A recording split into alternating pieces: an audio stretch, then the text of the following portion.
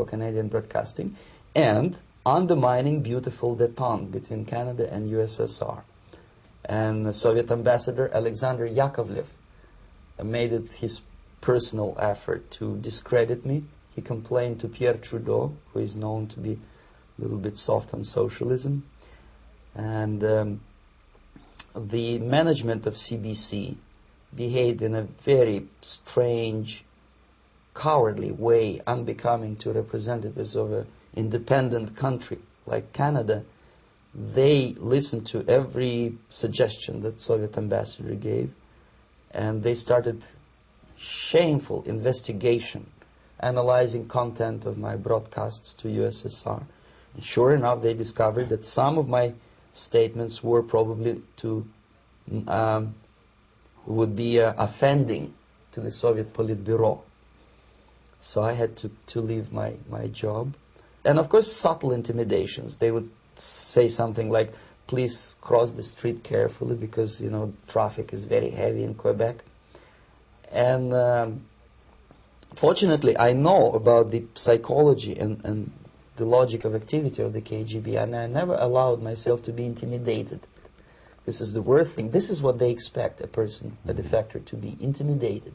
Once they spot that you are scared, they keep on developing that line, and then eventually you either have to give up entirely and work for them, or they neutralize you. They would definitely stop all kind of political activity, which they failed to do in my case, because I was stubbornly working for the Canadian broadcasting. And in response to their intimidations, I said that, look, this is a free country, and I am as free as you are. And I also can drive very fast. And gun control is not yet established in Canada, so I had a couple of good shotguns in my basement. So welcome to visit me someday with your Kalashnikovs machine guns. So obviously it didn't work. Intimidation didn't work. So they tried different approach, as I described. They approached on the highest level, on the level of Canadian bureaucracy.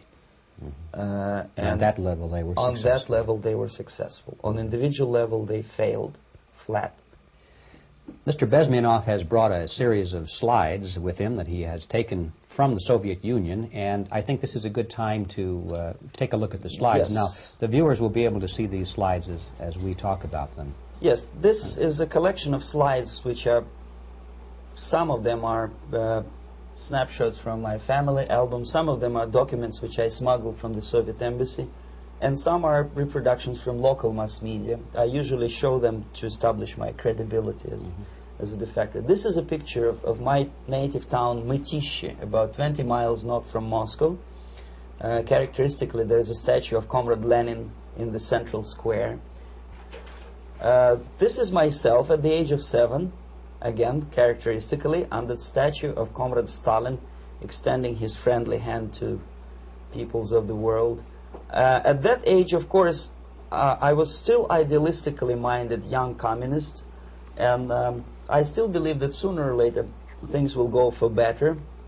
But I realized that the system stinks, that something is fishy, and that ideology is fake, and the propaganda about advanced Soviet agriculture simply didn't meet the criteria of reality.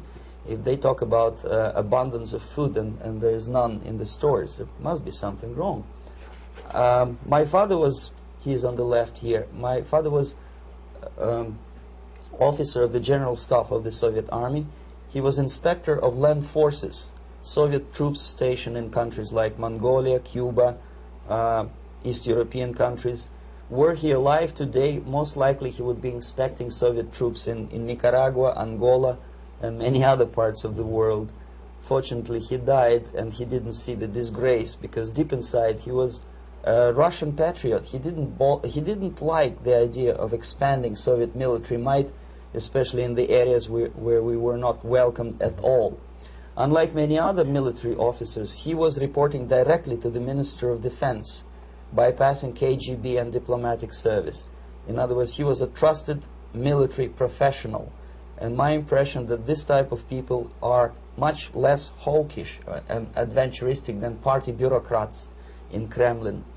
When American mass media describes Soviet military as potentially dangerous counterpart for Pentagon, I simply laugh, because I know better. I know that the most dangerous part of the Soviet power structures are not military at all.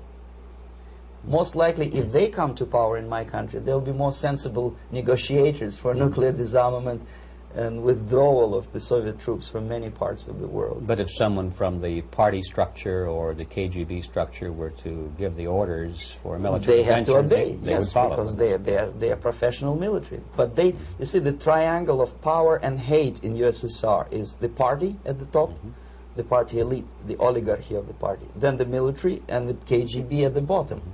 They hate each other.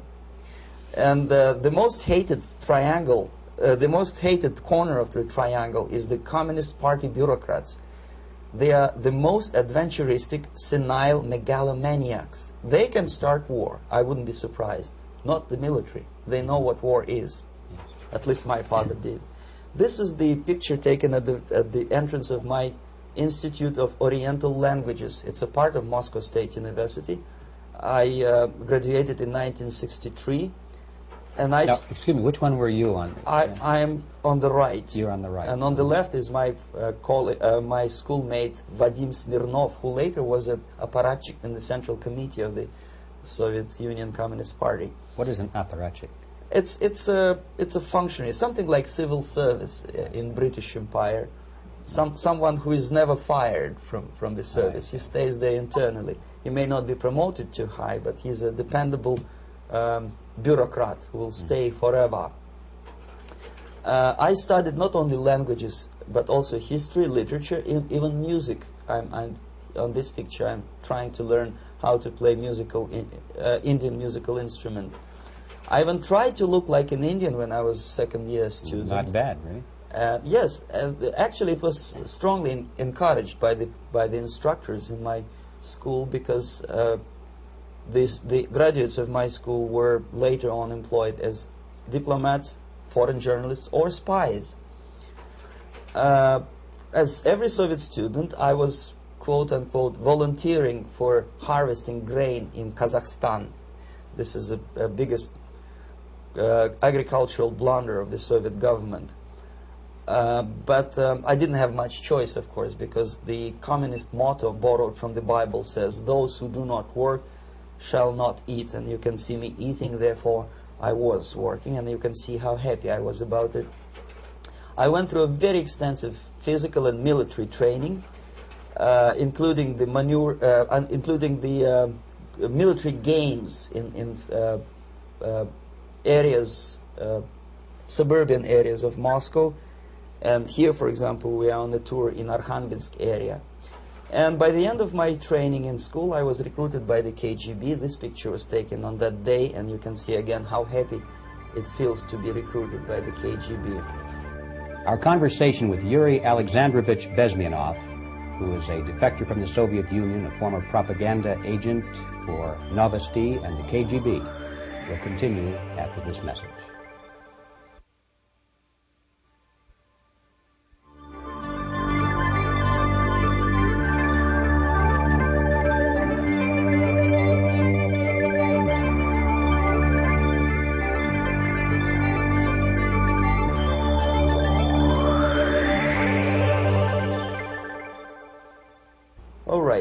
As every student in USSR, I went through very extensive physical and military training and civil defense training too. Unlike in the United States, where civil defense is virtually non-existent, zero.